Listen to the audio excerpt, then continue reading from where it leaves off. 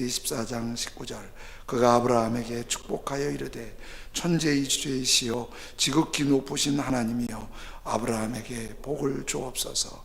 창세기 15장 6절 아브라함이 여호와를 믿으니 여호와께서 이를 그의 의로 여기시고. 아멘. 종종 건강검진에서 심각한 암 진단을 받아서 깜짝 놀라는 분들을 간혹 보거든요. 만일 그렇게 충격적인 진단이나 충격적인 어려운 일이 생기면 어떤 생각들을 하실까요? 그런 생각들을 하는 분들이 꽤 있더라고요. 왜 하필 나야? 왜 하필 나야? 근데 사실 그런 아픔 당하는 사람들이 다른 분도 있지요. 그런데 막상 나한테 부딪히면 나만 그런 것 같고 나만 힘든 것 같고 나에게만 특별히 불이익이 온 것 같은 그런 아픔이 있지요. 또 그런 어려움이 있을 때 이런 생각도 하게 됩니다. 이러다 인생 망치는 거 아니야? 절망하고 낙심할 수도 있습니다. 한국 문화에서는 이런 생각도 할 수 있습니다. 재수가 없어서, 운이 안 좋아서, 어쩌다 이상한 놈 만나서 이 고생을 하네. 운이나 재수를 탓하고 있습니다. 그리고 불평하고 원망할 수 있지요. 근데 그런 생각을 하나님이 좋아하실까요? 낙심하는 것도, 불안해하는 것도, 누구를 탓하는 것도, 운을 택하는 것도 하나님은 좋아하지 않으세요. 우리가 막 충격을 맞고 어렵고 힘든 일을 만났을 때 하나님의 마음은 어떠실까요? 하나님은 나를 봐, 나를 믿어. 하나님은 어렵고 힘들수록 하나님을 더 바라보고 하나님을 믿고 하나님을 꼭 붙잡기를 원하세요. 그리고 하나님이 그걸 또 좋아하세요. 아브라함이 믿음의 조상이잖아요. 하나님이 그 아브라함을 부르실 때 아브라함의 마음에 아주 매력적인 약속이 하나 있어요. 그게 내가 너로 큰 민족을 이루게 한다. 75세까지 아들을 낳지 못한 아브라함에게 아들도 낳고 큰 후손이 번성하게 된다는 것은 자손이 귀하던 그 시대에 아브라함을 매력적으로 끌 수 있는 약속이었어요. 그래서 아브라함이 여러 약속도 있지만 아브라함의 최고의 기대는 아들도 낳고 큰 민족을 이룬다. 이게 아브라함 마음이 아주 뜨거웠던 거예요. 하나님 따라가면서 어려움도 있었어요. 기근이 있어서 먹고 사는 것도 어렵고, 애굽에 피난 갔다가 바로 왕한테 아내 사라를 빼앗기는 수모도 닦았고, 또 함께 했던 롯과 갈등도 있었고, 이런 어려움도 있었어요.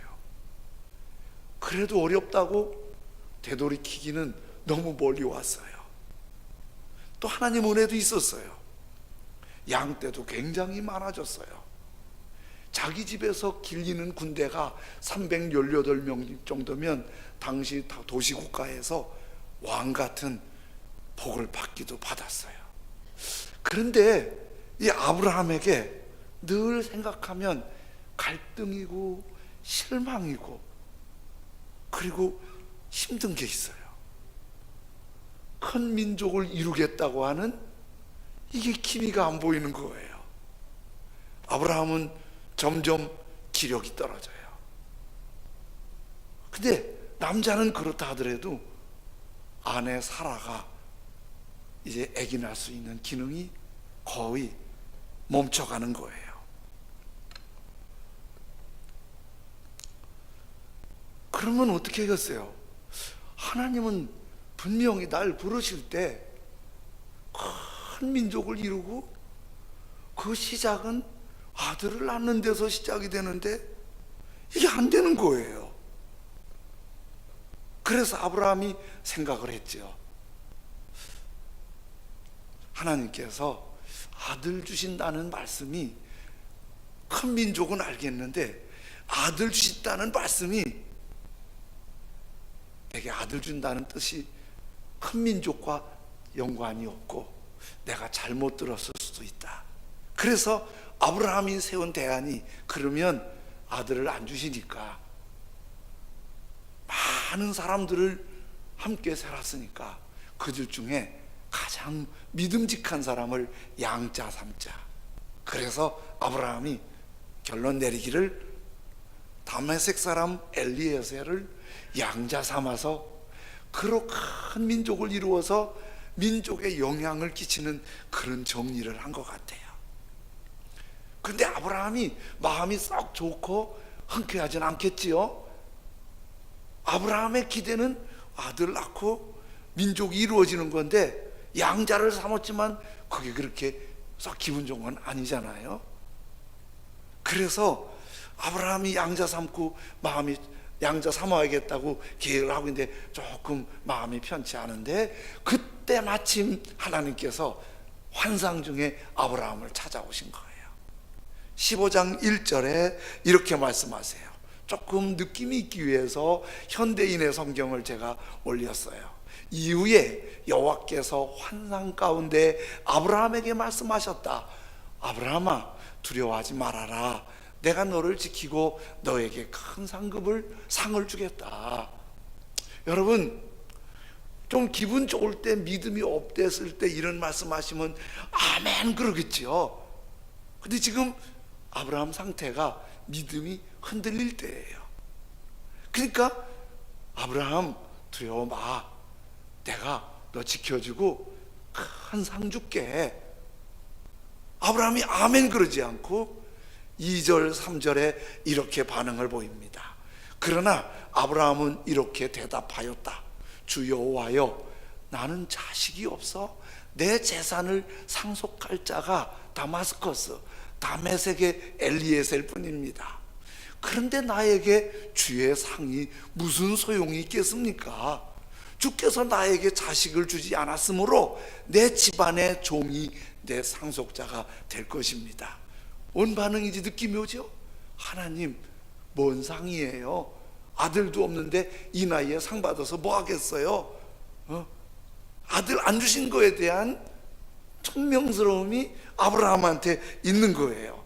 그랬더니 4절에 하나님께서 아브라함에게 이렇게 말했어요. 그때 여호와께서 그 사람은, 엘리에셀은 네 상속자가 되지 않을 것이며 네 몸에서 태어날 자가 네 상속자가 될 것이다 하시고, 아브라함은 나 양자 삼았어요. 이제 양자 삼을 거예요. 그래서 아들 안 줘도 돼요. 그랬더니 하나님이 처음 부르실 때 네 몸에서 아들이 나서 큰 민족을 이룬다는 그 말씀을 맞다고 여전히 말씀하시는 거예요.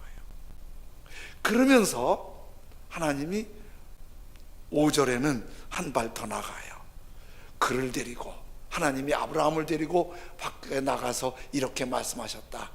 하늘을 쳐다보고 별을 세어보아라. 내 후손도 별처럼 많아질 것이다.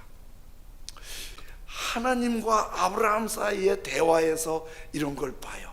아브라함은 하나님을 믿고 하나님을 따라갔는데 지금 흔들렸어요. 아들 없잖아요. 아들이 있어야 무슨 민족이 생기지요. 아들 없잖아요. 지금 이때가 언제쯤 되냐면 우리 15장 봤잖아요. 16장에는 아브라함이 하가를 취해서 아들 이스마엘을 낳아요. 이때 86세라고 그래요. 15장은 몇 살인지 나오지 않았는데 요 흐름을 봐서는 15장이 한 85세쯤 되는 것 같아요.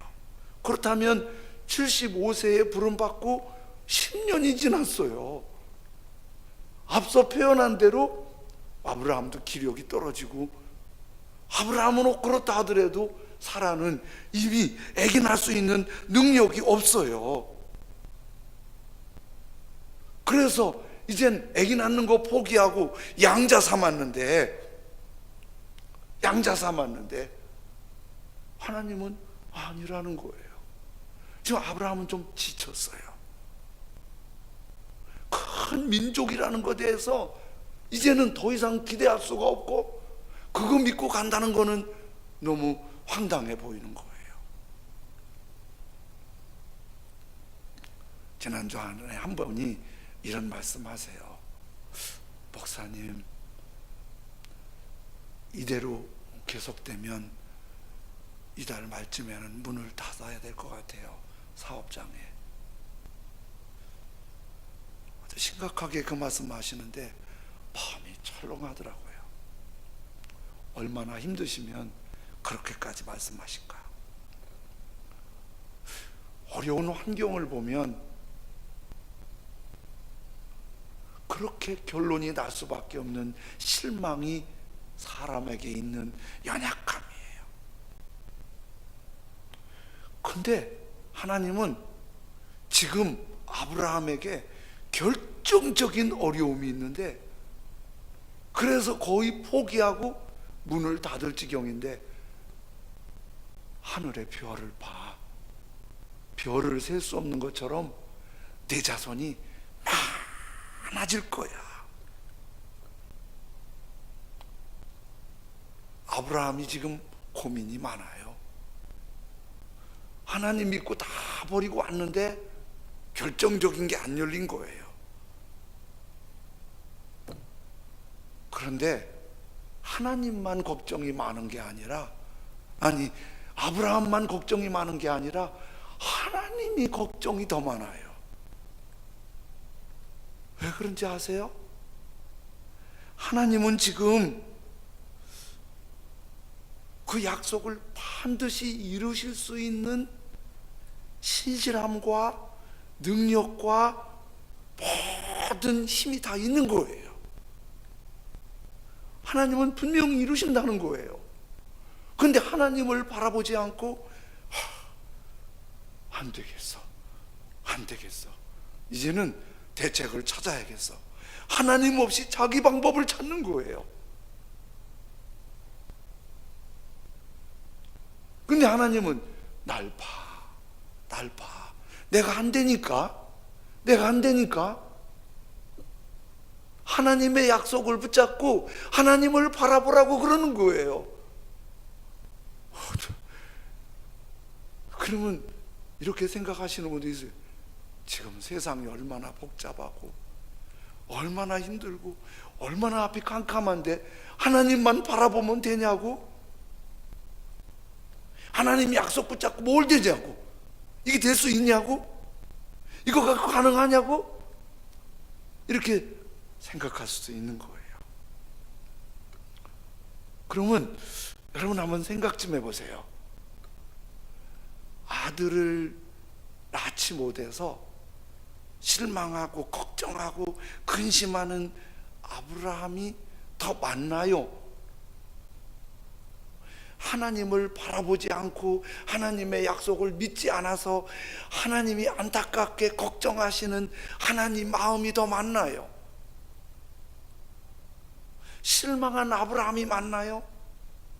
하나님을 바라보지 않는 아브라함을 보면서 안타까워하시는 하나님이 많나요?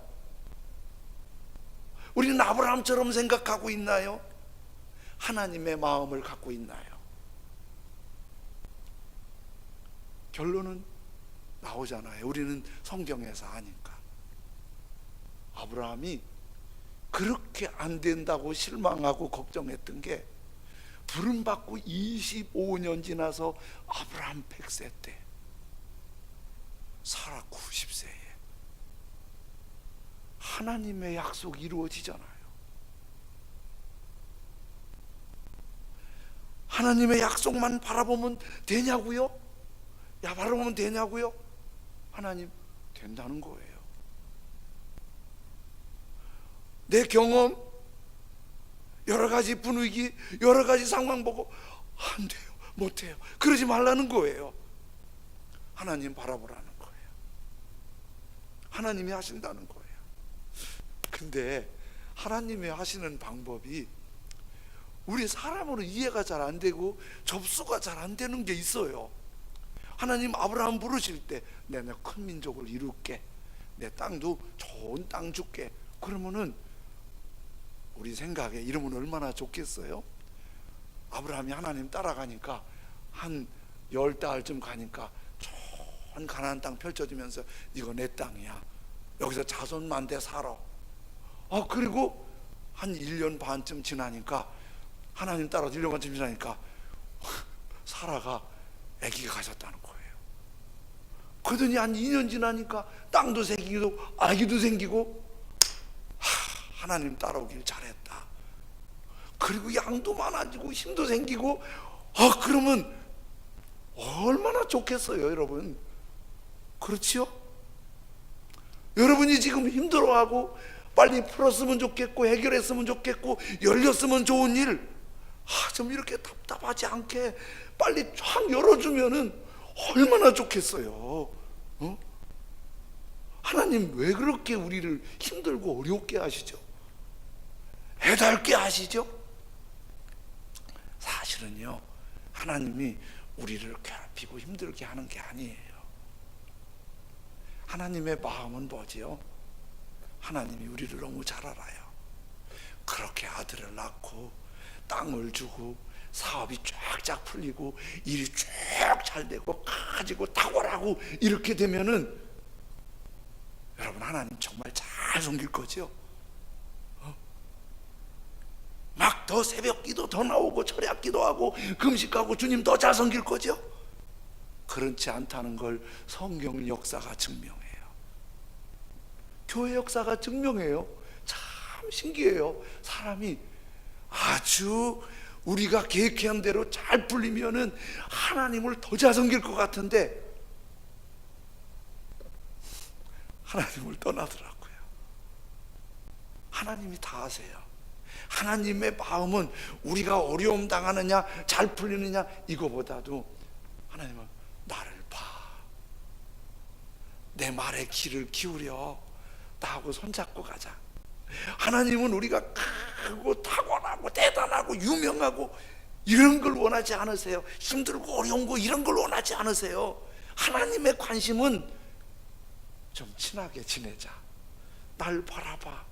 우리가 하나님을 바라보고 감동의 찬송을 하고 예배를 드리고 헌신을 드리고 섬기면서 기쁘고, 어제도 보니까 날씨가 쌀쌀한데 막 교회 와서 그 틈에도 정리하고 지저분한 거 싹 정리해 놓고 아주 좋아하시고, 그런 모습을 하나님이 얼마나 좋아하시겠어요? 하나님은 그게 원하는 거예요. 우리가 커보니 얼마나 크겠고 하나님 앞에 어려움 당해보니 그렇지 않아요? 하나님을 다 바라보라는 거예요. 하나님을 다 바라보라. 하나님 친하게 지내고 싶다는 거예요. 그러면 하나님이 우리 가운데 지금 힘들고 어려운 거 있는 거는 하나님 좀 더 바라봐. 하나님을 향해 눈을 들어, 입을 열어, 그러는 거예요. 그러면 그 하나님은 아주 신실하시잖아요. 그래서 아브라함에 대해서 히브리서 6장 13절 15절에 이렇게 말씀하세요. 하나님이 아브라함에게 약속하실 때에 가리켜 맹세할 자가 자기보다 더 큰 이가 없으므로 자기를 가리켜 맹세하여 이르시되 내가 반드시 너에게 복주고 복주며 너를 번성하게 하고 번성하게 하리라 하셨더니, 같이 한번 따라 하실까요? 그가 이같이 오래 참아 약속을 받았느니라. 아브라함이 오래 참았어요. 뒤로 흔들릴 때도 있고 약할 때도 있고 아쉬울 때도 있었는데 더 참고, 중요한 건 아브라함이 오래 참아 약속의 복을 받았는데 하나님이 그 약속이 변함없으시다는 거예요. 변함없다는 거를 맹세를 하는데 누구 보증을 좀 세우면 좋잖아요. 하나님보다 큰 분이 없으니까 보증 세울 분이 없어서 하나님의 이름을 걸고 맹세했어요. 그랬더니 약속이 임했는데 25년 만에 아들을 낳았어요. 40년 만에 이삭을 바칠 때 저 복이 이루어졌어요. 아브라함의 복이 적어도 40년. 모세의 복은 모세가 하나님 앞에 쓰임 받는 데는 40년 걸렸어요. 요셉이 노예로 팔려가서 애굽의 총리가 되기까지 13년 걸렸어요. 다윗이 사울 왕에게 그렇게 쫓겨다닐 때 그 고통 중에서 죽을 고비 넘긴 고통의 세월이 한 13년 정도, 15년 정도 보는 거예요. 그러니까 어려움이 너무 길잖아요. 한 10년쯤 넘었으면 이렇게 생각하세요. 나를 요셉 수준으로 보시는구나. 한 20년이 넘었잖아요. 나를 아브라함 수준으로 보시는구나. 어째 이게 안 되지? 나 수준을 좀 하나님이 대단히 보시는구나. 그리고 어떻게 해야 된다고요? 오래 참는 게 믿음이에요. 뭘 보니까 민수기 23장 19절에 이렇게 말씀하십니다. 하나님은 사람이 아니시니 거짓말을 하지 않으시고 인생이 아니시니 아이고 그때 그거 잘못했네 후회가 없으세요. 사람은 말에 실수가 있고 후회가 있을 수 있는데 하나님은 거짓말이 없으시고 후회가 없으세요. 어찌 그 말씀하신 바를 행하지 않으시며 하신 말씀을 실행하지 않으시랴. 그러면 우리가 답답하고 일이 잘 안 풀리고 경험적으로 다 안 될 것 같아도 하나님은 된다는 거예요. 하신 말씀을 어찌 실행하지 않으시랴. 반드시 이루신다는 거예요. 그러면 우리는 뭐만 하면 돼요? 하나님의 약속을 붙잡으면 돼요. 약속을 붙잡기 위해서 하나님을 바라보는 거예요. 이 말씀을. 그래서 기도하고 규제하고 예배 드리고. 너무 바빠서 예배 못 드리세요? 그러면 일이 다 끊어지면 예배 잘 드릴까요? 맞지 않잖아요. 너무 피곤해서 예배가 잘 안 되세요? 그럼 일감이 없어지면 예배를 잘 드릴까요? 그게 다 주님을 바라보고 약속의 말씀을 붙잡고 그 약속의 말씀이 계속 내가한테 보여지고 그 약속을 바라볼 때 그게 우리에게 열려지는 거예요. 아기가 태어나면요, 엄마 아빠가 아기한테 그렇게 말을 안 해도 말을 해도 한 가지 약속이 있어요. 엄마 아빠는 이런 거예요. 아기를 안고 아기를 보면서 내가 너 잘 기를게, 훌륭하게 기를게. 아기는요, 엄마 그렇게 약속을 해도 못 알아듣고 아무것도 몰라도 아기는 그걸 알아요. 아빠가 나를 잘 기르고 책임져 준다는 걸. 우리 교인 가정에 아버님 어머님 하나님 부름 받으셔서 천국 입성 예배 드릴 때 이렇게 보면은요, 아버님 어머님 천국 입성 예배 드릴 때는 괜히 마음이 숙연해져. 자녀들이 막 고느끼고 막 마음 아파하는 거 느껴지고 나도 그게 느껴져요. 어려운 시대에 그 어려움을 딛고 살아오신 부모님들 한 가지, 자식 때문에 희생 제물이 되신 거예요. 다 깨뜨리고 자식만을 위해서 하신 거예요. 자식이 뭐라고? 근데 말 없는 그 약속을 지키는 거예요. 저 잘할 때 우리 어머님이 하루 세 끼, 아버지 어머님이 하루 세 끼 밥 만들기도 어려울 만큼 경제가 어려웠어요. 그래도 저 한 번도 내일 밥 못 먹을라나, 밥 안 주실라나 그런 걱정을 안 했어요. 우리 어머님이 음식 만드는 기계가 돼서 음식이 만들어 나오는 줄 알았어요. 그렇게 자녀들 모르게 하는 거예요. 그런데 부모님만 믿기만 해도 자녀는 잘하면 되는데, 우리는 아기들이 엄마를 바라보듯이, 아버지를 바라보듯이 그저 하나님을 바라보는 거예요. 십자가의 예수님을 바라보는 거예요. 그리고 믿음으로 그 말씀을 붙잡는 거예요.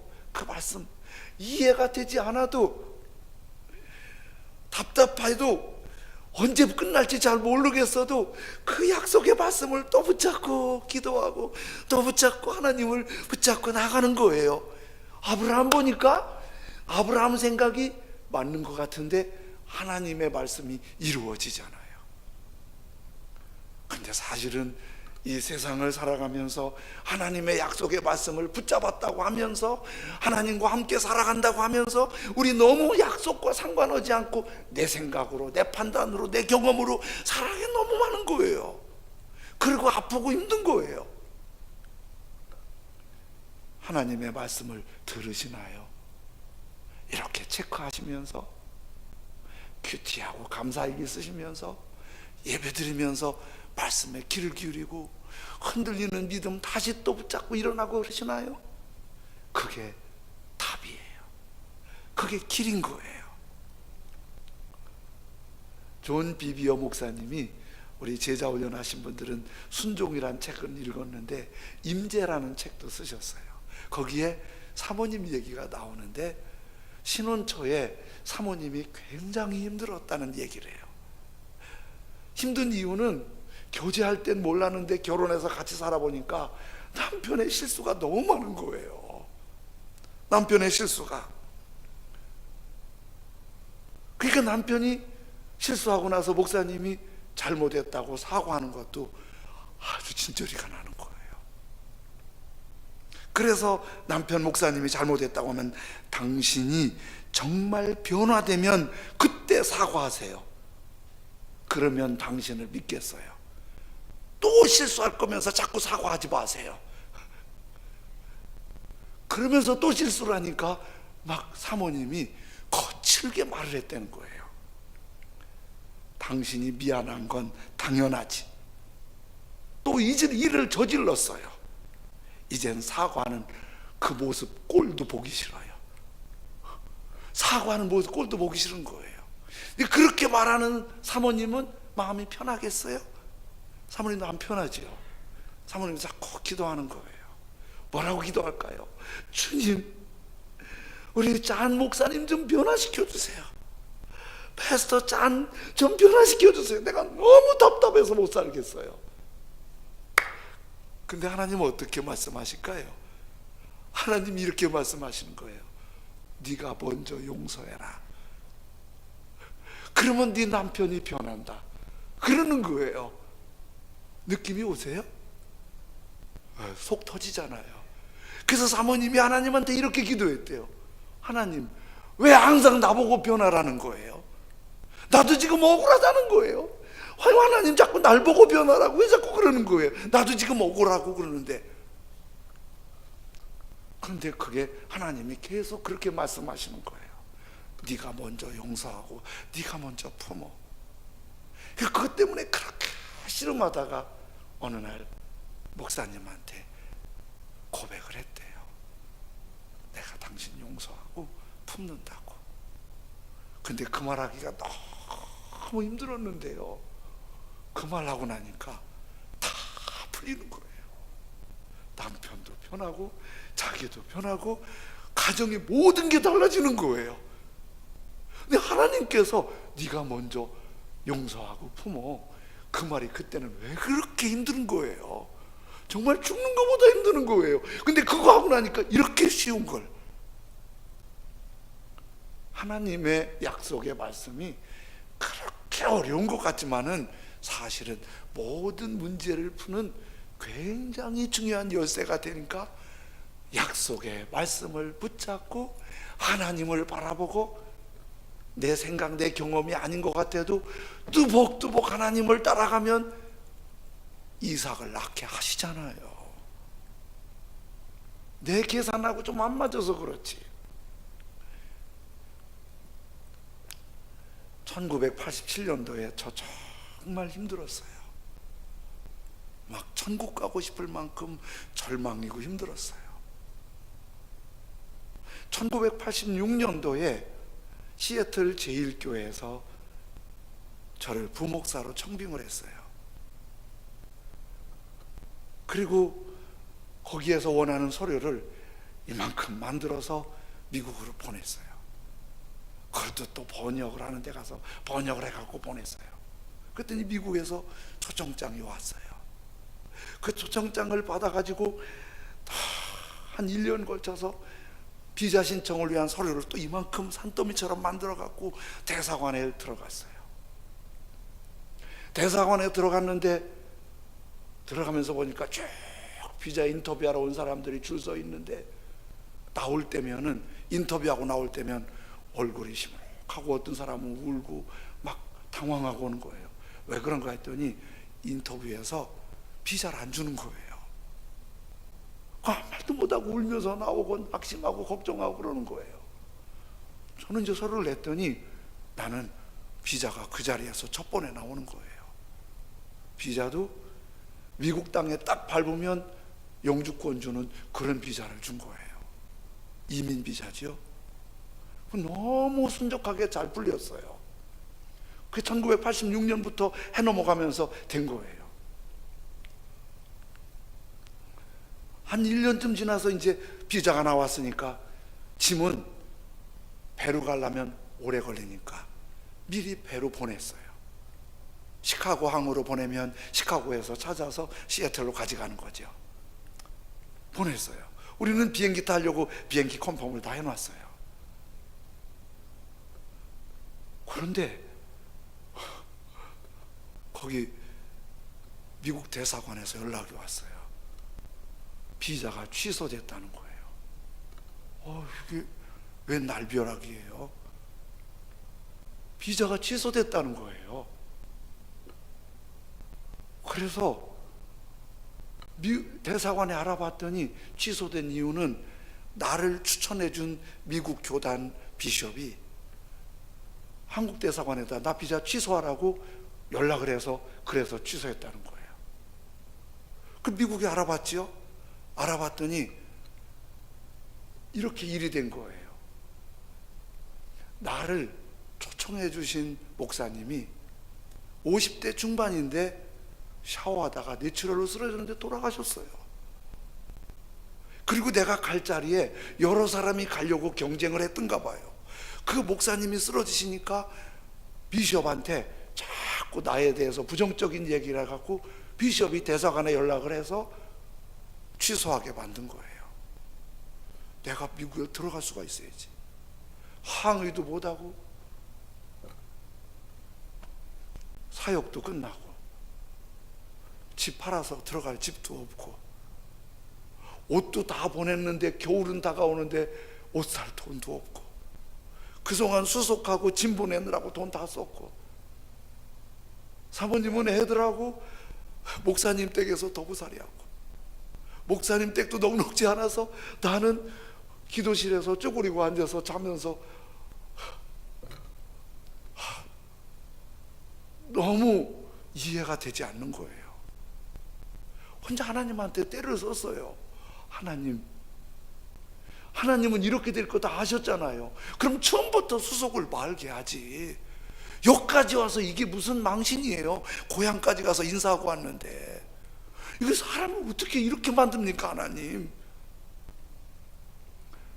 하나님 그리고 그 사람이 하늘나라 갈 거면 그 생명 하나님한테 있잖아요. 그 사람 내가 며칠만 더 있어도 들어갔을 텐데 들어간 다음에 부르시지. 내가 들어가기 전에 불러버리면 너 어떻게 하라고 이렇게 하시는 거냐고. 하나님 아니, 그 교단에도 진짜 마음이 상해요.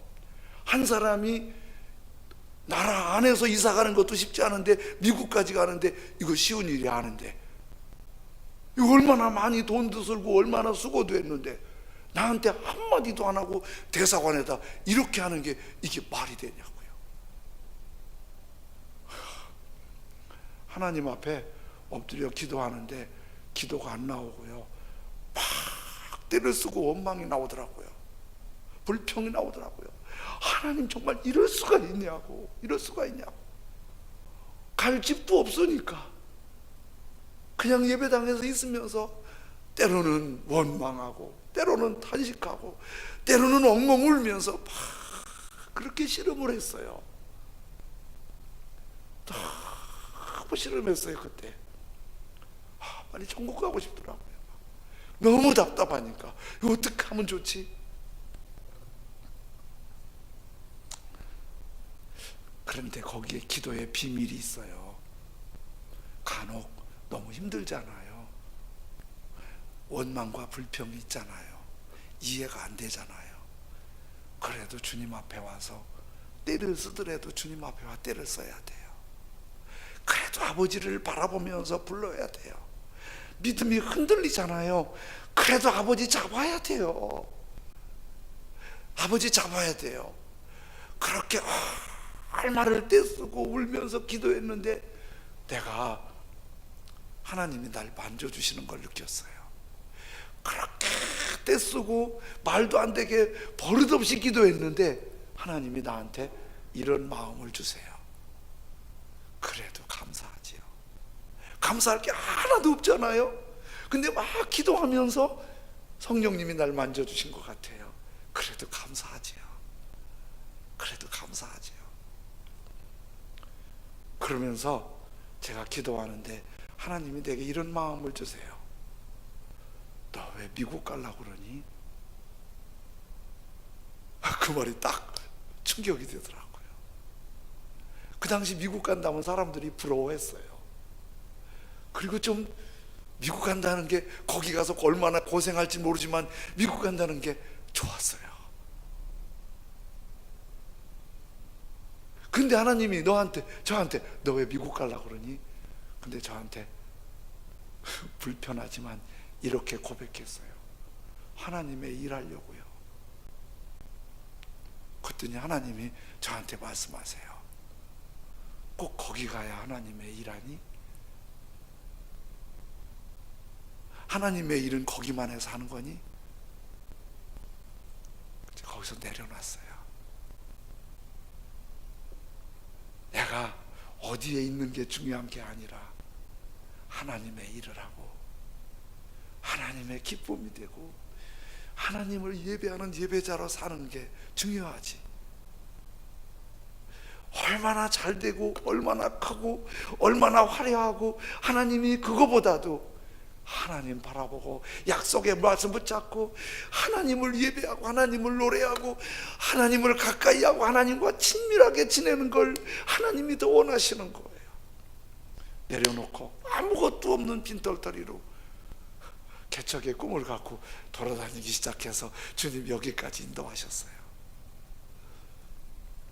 그때 정말 힘들었는데 돌이켜보면 그때만큼 주님을 바라본 때도 그리 많지 않은 것 같아요. 그게 은혜였어요. 우리가 힘들고 답답하고 그리고 흔들리는 믿음일 때 그래도 주님을 찾아야 돼요. 주님을 바라봐야 돼요. 주님의 약속의 말씀을. 그래서 자꾸 예배 나오시라고 하는 거예요. 자꾸 성경 읽고 주님을 찾으라고 하는 거예요. 아브라함은 이렇게 답답한데 뭐라고 말씀하세요? 아브라함아, 두려워하지 마. 내가 너를 지키고 큰 상을 줄게. 여호와께서 그 사람은 내 상속자가 되지 않을 것이며 내 몸에서 태어날 자가 내 상속자가 될 거야. 내 후손도 저 별처럼 많을 거야. 아브라함은 뭘 봐도 말도 안 되는 얘기를 하나님 하시는 거예요. 근데 그 말씀대로 다 됐어요. 그 말씀대로 다 됐어요. 우리가 경험으로, 내 생각으로, 내 판단으로 너무 흔들리고 약해지고 세상을 보는 게 하나님의 근심인 거예요. 근데 이렇게 말씀하잖아요. 아브라함의 믿음이 이렇게 하나님 앞에 툴툴대다가 이 말씀 듣고 우리에게 아주 도전을 주는 말씀이 15장 6절이에요. 아브라함이 여호와를 믿으니 여호와께서 이를 그의 의로 여기시고. 하나님, 자식도 없는데 무슨 큰 상이에요. 그런 상이 무슨 소용있겠어요. 툴툴대던 아브라함이 네 자손이 별처럼 많을 거야. 아멘. 이 한마디가 하나님 뭐라 그래요? 의로 여기시고. 의로 여기셨다는 말이 무슨 뜻인지 아세요? 하나님이 아주 좋아하셨어요. 우리가 이걸 참 하나님이 좋아하시는 거 아세요? 아멘. 아멘. 이해가 안 돼도, 답답해도 아멘. 그러면 하나님이 좋아하세요. 하나님이 좋아하세요. 저는 말씀 전할 때 아멘을 많이 하라고 하지 않잖아요. 그래도 아멘을 힘있게 하는 사람 보면 내가 힘이 나더라고요. 그렇게 하는 아멘 말고 하나님이 그렇게 말씀하실 때 아브라함이 아멘 시작. 아멘. 아이고 아직도 그렇게 내가 훈련을 안 시켰으니까. 그러면 하나님이 좋아하시는 거예요. 좋아하시는 거예요. 그래 우리가 선포하는 거예요. 한번 따라해 봅시다. 복을 끼쳐라. 주님을 바라보라. 기적의 복이 열린다. 할렐루야. 감사합니다. 처음부터 끝까지 다시 한번 해보겠습니다. 복을 끼쳐라. 시작. 복을 끼쳐라. 주님을 바라봐라. 기적의 복이 열린다. 할렐루야. 감사합니다. 하나님 붙잡으면 내 계산에 안 돼도 하나님은 기적의 복을 여실 줄로 믿습니다.